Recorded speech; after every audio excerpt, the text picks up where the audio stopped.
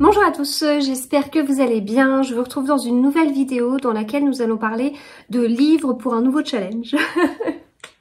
Et oui, un nouveau challenge. Donc, on arrive sur la fin du challenge polar nordique. On est même, au moment où la vidéo va sortir, le challenge sera même terminé hein, ce challenge qui m'a vraiment autant amusé cet été que j'ai tellement adoré suivre en fait. Enfin, je pensais pas que j'aurais été autant à fond dans ce challenge, mais ça a été le cas. Donc j'ai adoré ce challenge polar nordique.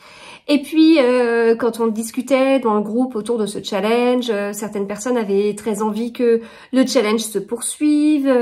Et en même temps, j'étais pas sûre de pouvoir assurer une suite dans la continuité parce que voilà le monde revit, l'été se termine et donc eh bien les sorties de livres reviennent en force avec la rentrée littéraire. Et donc, je vais pas pouvoir cumuler à la fois me lancer à fond dans le challenge polar nordique et puis reprendre le rythme des livres que je reçois avant les sorties, etc., etc. Voilà, donc j'imaginais pas trop une continuité comme ça. Je me disais pourquoi pas reprendre un peu après coup. Et puis en fait, il y a autre chose qui m'a titillée parce qu'il y avait des livres que j'avais envie de lire cet été et que pour le coup j'ai eu du mal à caser. J'ai eu du mal à être un peu partout. Entre le challenge polar nordique, entre la rentrée littéraire et puis toutes les envies que j'avais. Je vous avais identifié une vingtaine de livres, je crois, que j'avais envie de lire. Donc voilà, ça faisait beaucoup. Et donc il y a des livres en plus après coup, où donc en plus du challenge polar nordique, j'ai lu 25 livres pour ce challenge, en plus de la liste des 20 livres dont je vous ai parlé. Alors j'ai pas lu ces 20, mais j'en ai lu d'autres, voilà. En plus de la rentrée littéraire, je commençais à en ajouter d'autres justement, donc il y en a certains que j'ai pioché là, enfin bref. Voilà. Et puis c'est là où petit à petit je me suis dit, mais donc le challenge polar nordique m'a beaucoup plu. J'ai bien aimé être dans cet univers nordique et puis très carré, hein. Enfin, y a ça aussi, hein. C'est vraiment, c'est très carré, donc ça correspond totalement à mon esprit. Et je me suis dit pourquoi pas m'ouvrir l'esprit. Alors, m'ouvrir l'esprit, mais pas trop. C'est-à-dire que rester dans ma zone de confort, donc là je ferme, je n'ouvre pas l'esprit, je reste dans ma zone de confort des polars. Je suis bien dans ce style et en fait ces derniers temps je me dis bon allez, je change de style, au lieu de prendre un polar nordique, je prends un polar français. Voilà, je change vachement de style, enfin bref, voilà. En réalité je reste quand même dans la catégorie des polars. Donc j'aime j'aime des polars, j'adore ça, je ne m'en lasse pas. Donc je reste dans ma zone de confort. En revanche, j'ouvre sur la nationalité de l'auteur. Et c'est là où je vais m'ouvrir l'esprit en fait.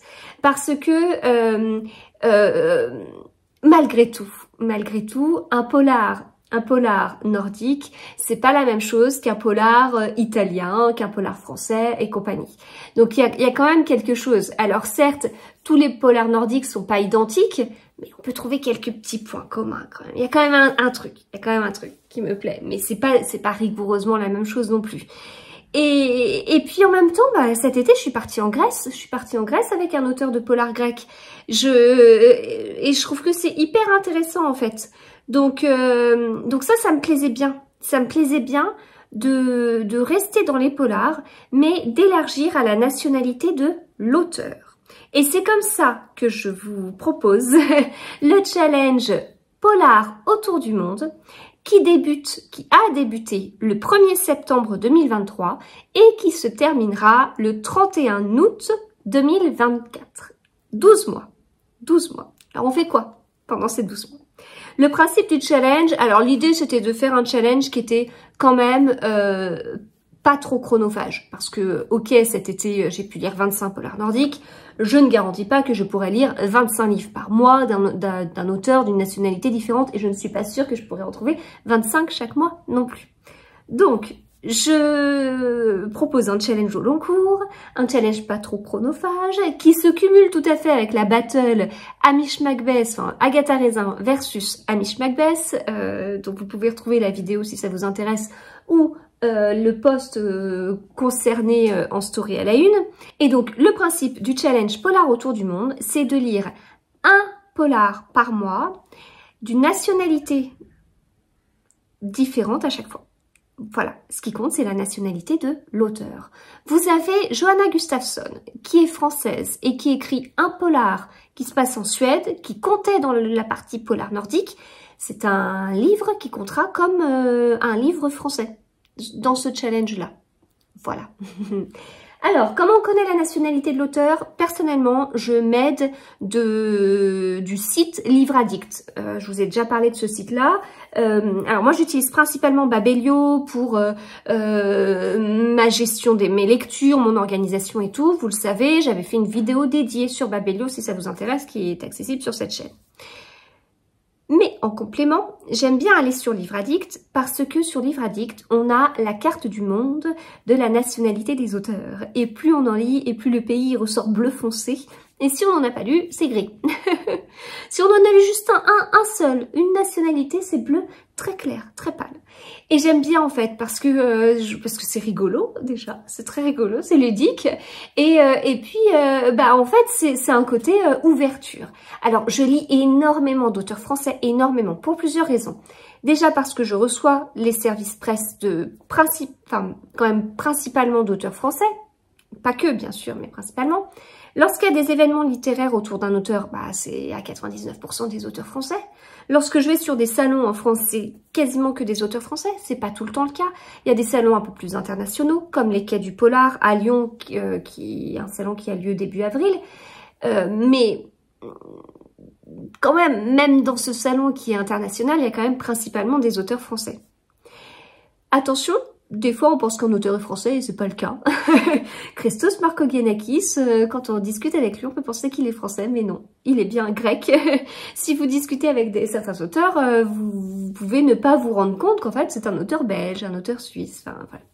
Donc voilà, l'idée c'était pour moi de sortir de ma zone de confort, dans le sens je m'ouvre l'esprit au monde.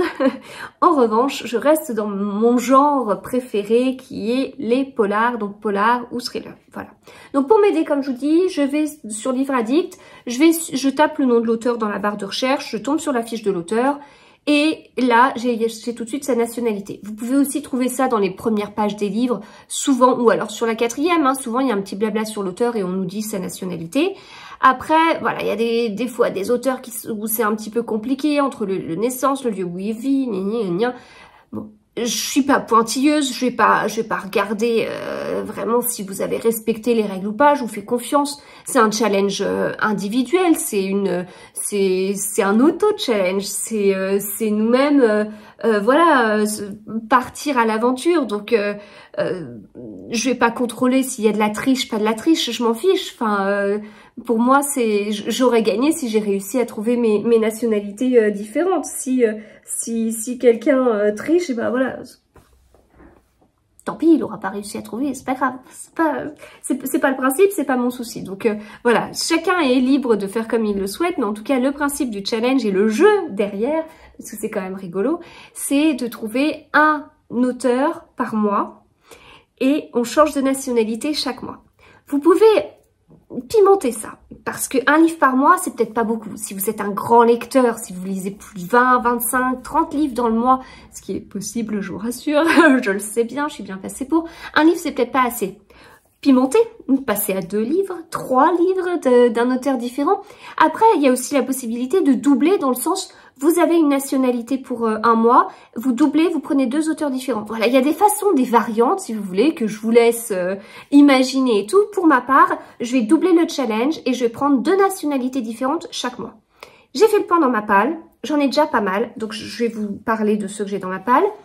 C'est un challenge sur 12 mois. Je sais qu'il y a des sorties qui arrivent. Je sais qu'il y a un Ragnar Jonasson qui va arriver, etc. Donc, je piocherai dans ces nouveautés et ça alimentera, forcément, ça va alimenter ce challenge, etc. Il y aura des choses tactiques parce que je suis en train de me dire, ça se trouve, le Ragnar Jonasson, je vais le recevoir en fin de mois et moi, j'aurais déjà eu mes 2 nationalités différentes dans le mois. Donc, je vais peut-être jouer tactique et faire assurer le coup en faisant peut-être un polar d'une nationalité en début de mois et attendre un peu la fin du mois pour imaginer le deuxième. Ça veut dire qu'il faut que je m'intéresse vraiment aux différentes sorties qu'il peut y avoir. Là, je sais qu'il y a un Ragnar Jonasson qui arrive, mais je peux pas vous dire les sorties qu'il y aura en mai-juin et qui pourraient intéresser dans le challenge. Donc ça pourrait en plus aller plus loin. Donc voilà, je suis en train de me dire, est-ce que du coup je tente pas de tripler? Je sais pas, peut-être pas, mais j'en ai vraiment pas mal dans ma palle. Et puis après il y a les jokers. Il y a les jokers, donc les jokers c'est, ce que j'appelle joker, c'est les nationalités faciles. France, États-Unis, Royaume-Uni. Royaume-Uni, moi je considère comme le Royaume-Uni parce que dans la carte sur Livre Addict, c'est le Royaume-Uni. Voilà. C'est comme ça. Enfin, je crois. Hein. Enfin, en tout cas, il n'y a vraiment pas de distinction d'Angleterre, Écosse et compagnie. Mais après, j'ai un doute sur le regroupement avec l'Irlande du Nord ou pas. Mais en tout cas, c'est considéré comme un bloc. Donc moi, je vais le considérer comme un bloc de la même façon. Sauf si à la fin de l'année, je tente de tripler le challenge. Bon, allez, bref, je le considère comme un bloc. Donc ça va être des nationalités globalement faciles.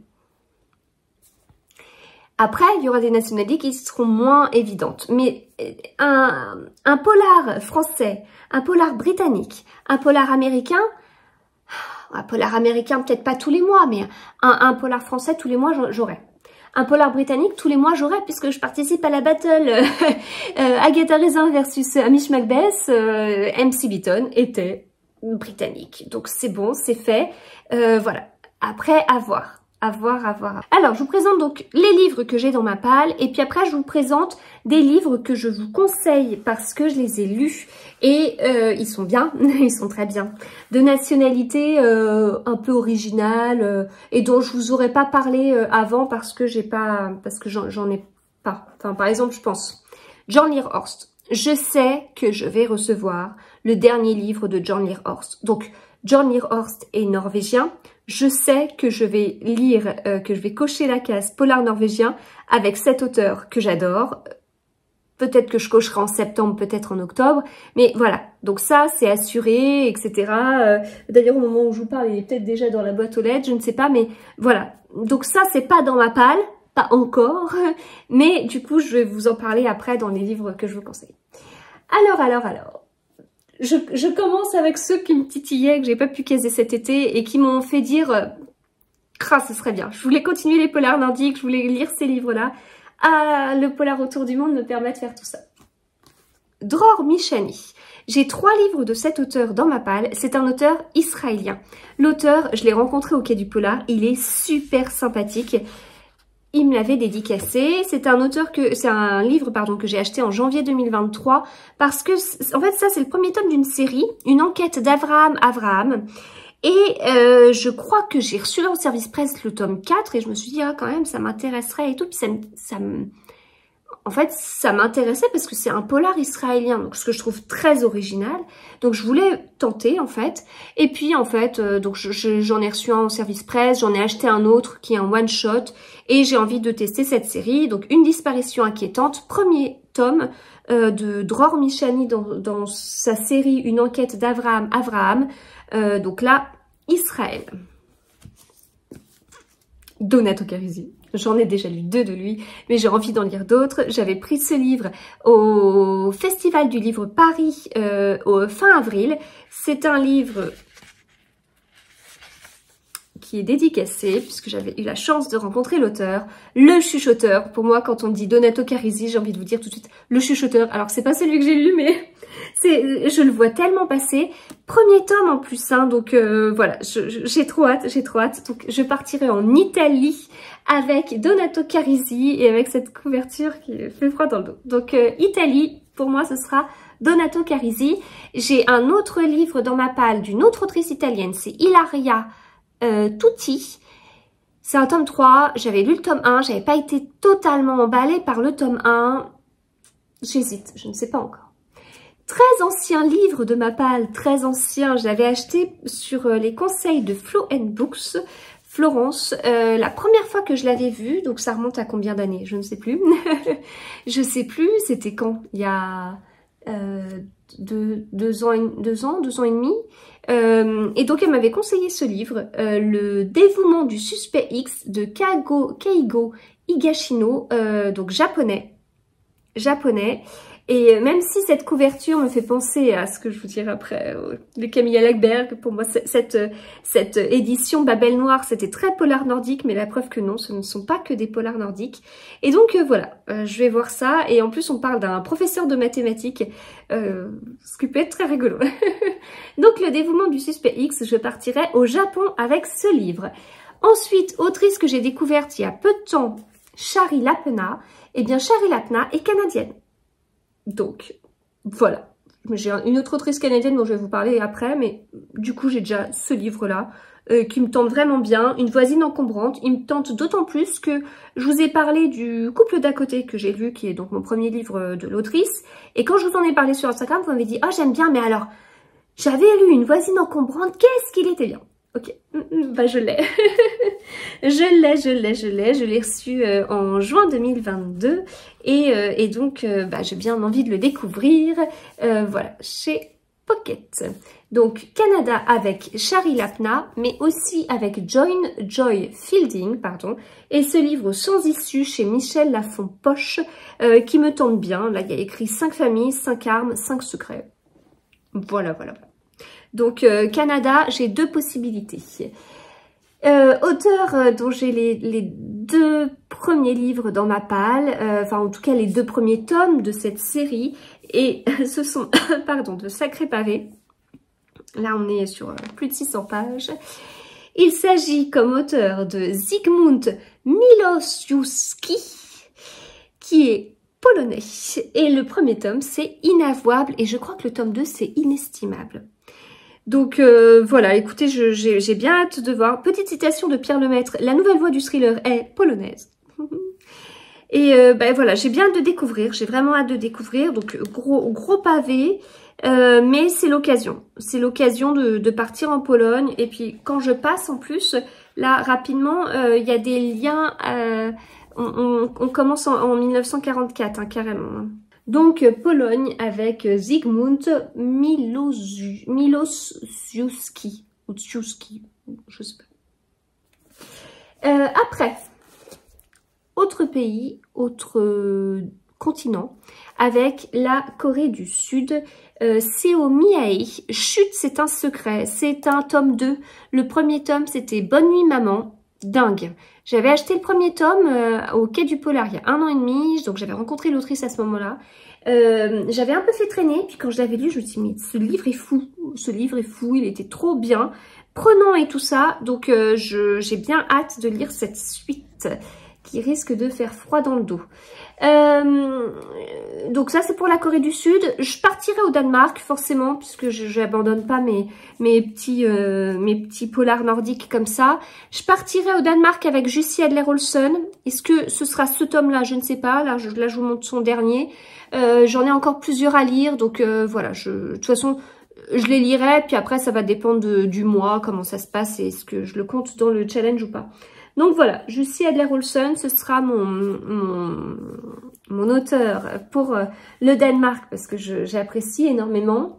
Pour la Suisse, je pense à Marlène Scharine. J'ai Léonie dans ma palle que j'avais acheté à l'Escargot Noir à Sens fin mai 2023. Voilà, ça peut être parfait.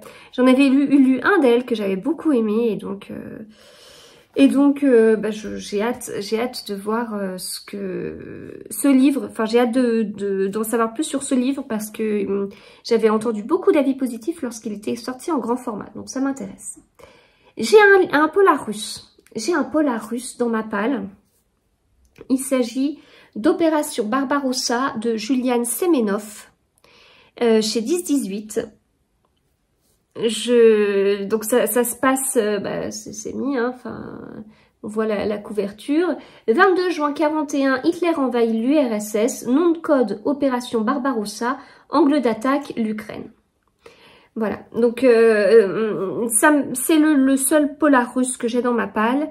je sais pas, un écrivain russe qui nous parle de la Seconde Guerre mondiale, d'invasion et qu'on parle de l'Ukraine. Je sais pas si je suis prête, je sais pas si j'ai le recul nécessaire pour ça. Je sais pas si je pourrais me détacher des actualités. Je sais pas. Voilà. Donc, à suivre.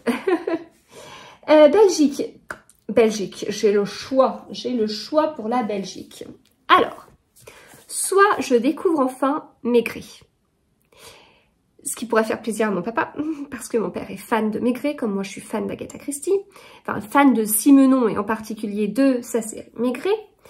Je l'avais acheté à Liège parce que ça avait tout à fait du sens. Mon père m'a dit qu'il n'y avait pas besoin de les lire dans l'ordre, que c'était son préféré, donc je suis partie sur celui-ci. Ça peut être l'occasion de valider la Belgique avec... Enfin, je trouve que ça aurait... Enfin, ce serait un beau symbole pour moi, enfin voilà.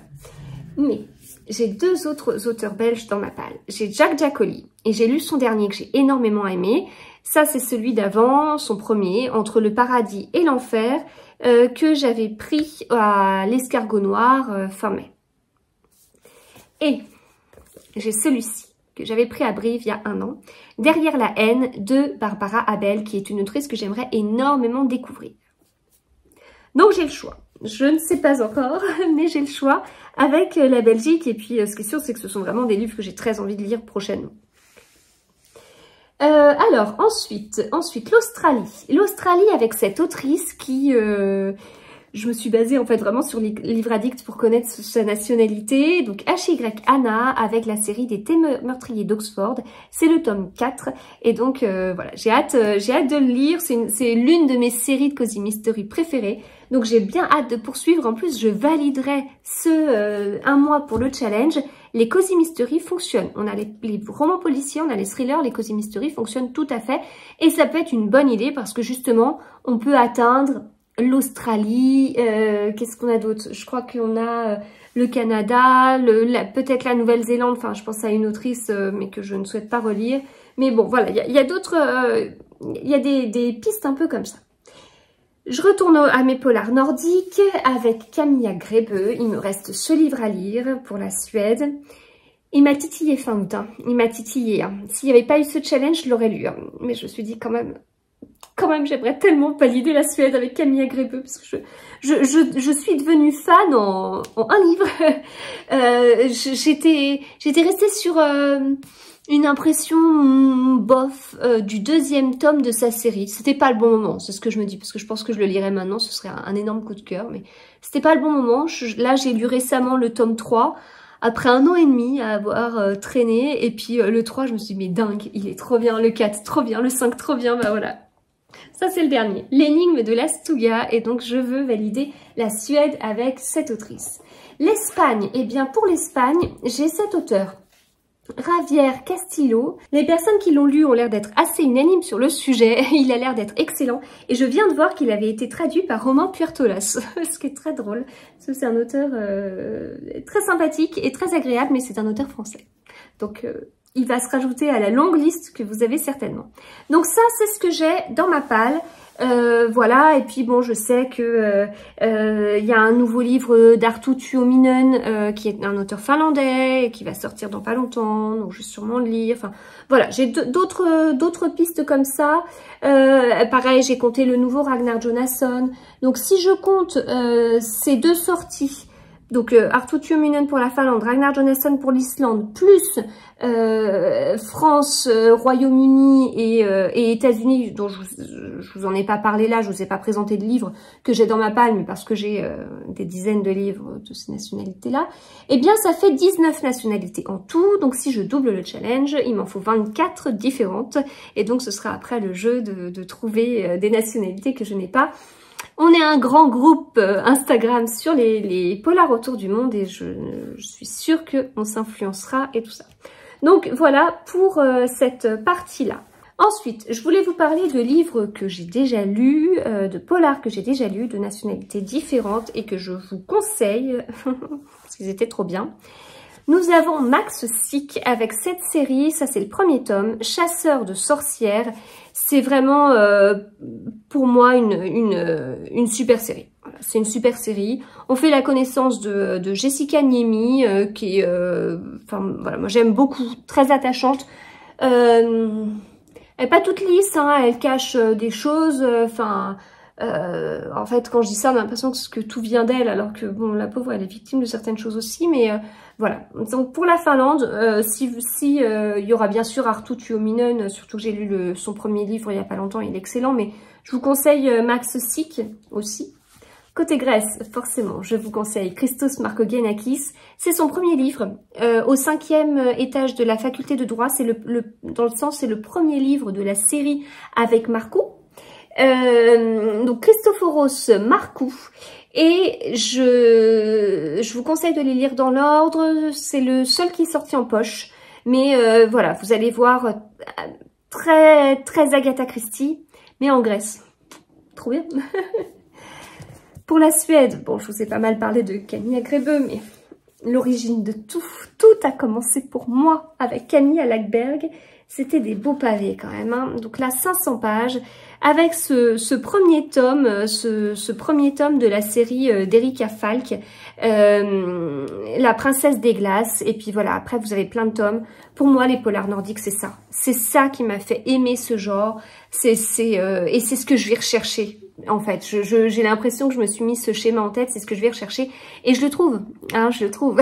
Donc, c'est peut-être justement la définition du polar nordique. Excellent, excellent, excellent, excellent. Je vous ai parlé un peu de la Norvège tout à l'heure. J'attends le prochain tome de Jornir Horst qui va pas tarder à arriver, mais si vous voulez partir en Norvège avec Jornir Horst, commencez avec celui-ci, Fermé pour l'hiver, dans la série Une enquête de William Wisting. Je vous l'ai déjà dit 50 fois. Malheureusement, c'est le premier tome traduit en français, mais ce n'est pas le premier tome. Il y en a d'autres qui existent, qui ne sont pas traduits en français, justement. Donc, c'est dommage. Mais c'est pas grave. Voilà. Faut faire l'effort. Faut faire l'effort au début. On se sent un peu perdu. C'est normal. J'avais pris des notes sur les personnages et j'étais très contente de l'avoir fait. D'autant plus que j'avais enregistré mon fichier Excel après. Et pour le tome 2, j'avais ressorti. Ça m'avait aidé pour 2-3 petites choses. Je l'avais pas lu dans la foulée, le tome 2. Donc ça m'avait aidé pour, voilà, William, le nom de sa femme décédée, le nom de ses enfants, 2-3 collègues, et puis voilà. Donc si vous voulez partir en Norvège, partez avec Jornir Horst, c'est excellent. Je vous ai déjà parlé du Danemark avec Jussi Adler-Olsen, série dingue, hein, la série du département V, vraiment dingue, dingue, dingue. Mais j'ai découvert cet été Anne Mette Hancock avec Fleur de cadavre. C'est le premier tome sorti chez Livre de Poche. Le second tome est sorti chez Albin Michel et n'est pas encore en poche. Excellent. Surprise de folie. Je m'y attendais pas en fait. Je pensais pas le lire, mais à force d'en parler dans le groupe, bah en fait je l'ai mis dans ma wishlist et Isabelle me l'a offert, Isabelle de Isabelle Lecture, dont je vous parle souvent parce qu'elle est hyper généreuse. Et donc voilà, super bonne surprise, inattendue, très bonne autrice. Et donc là vous partirez au Danemark. Si vous voulez partir en Islande, bien évidemment que je vous conseille de partir avec Ragnar Jonasson, que j'adore, c'est extra, avec sa série des enquêtes de Siglufjörður.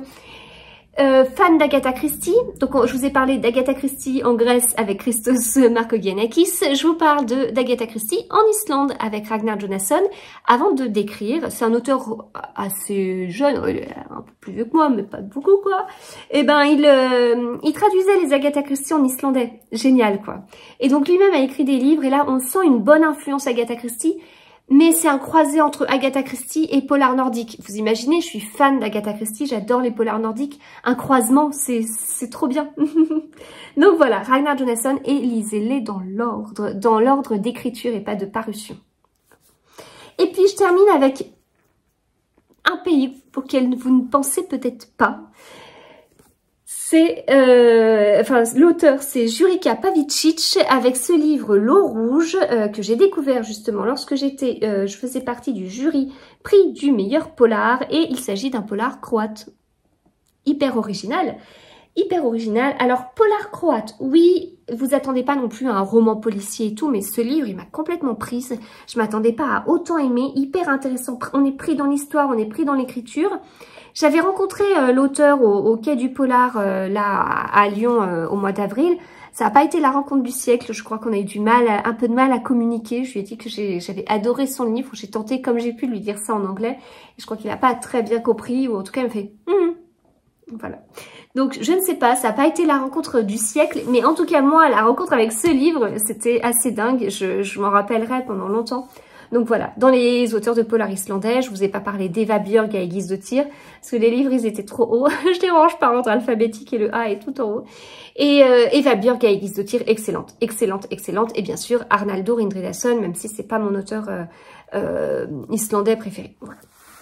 Sur la partie polar nordique, je veux dire entre l'Islande, la Norvège, la Suède, la Finlande, le Danemark, ça fait déjà 5 pays. Ça, plus si on ajoute les pays faciles, France, États-Unis, Royaume-Uni, si en plus vous splittez le Royaume-Uni en Angleterre, Écosse, etc. Enfin, voilà, déjà, en fait, on se rend compte que 12 nationalités différentes, ça peut être hyper simple. Après, voilà, on peut pimenter et puis passer à 2 nationalités par mois, c'est ce que je tente. Et là, du coup, je vais petit à petit creuser et chercher un peu... je compte bien sûr sur les cas du polar au mois d'avril, comme salon international. Mais voilà, je compte un peu sur les avis de chacun. Et puis là, je vais commencer par du facile. Et puis après, je vais rechercher petit à petit. Et ce sera très rigolo. Et puis peut-être qu'il y en a certains qui tomberont, qui arriveront à moi, du style j'ai très envie de lire ce livre et je découvre la nationalité et banco, je l'avais pas. Et je pense que ça peut aussi arriver. Voilà, et bien écoutez, je vais arrêter là. J'espère que cette vidéo vous a plu, j'espère que ce challenge vous plaît et que voilà, ça vous motive, ça vous inspire. Et puis bah, n'hésitez pas à donner en commentaire des petites idées, genre un petit pays hyper compliqué auquel on pense pas, et ben paf, vous proposez un livre que vous avez adoré et tout. Enfin, n'hésitez pas en commentaire, ça peut être une super bonne idée d'échanger et de donner nos petits conseils ici.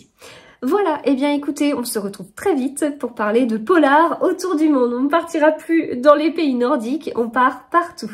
À très vite.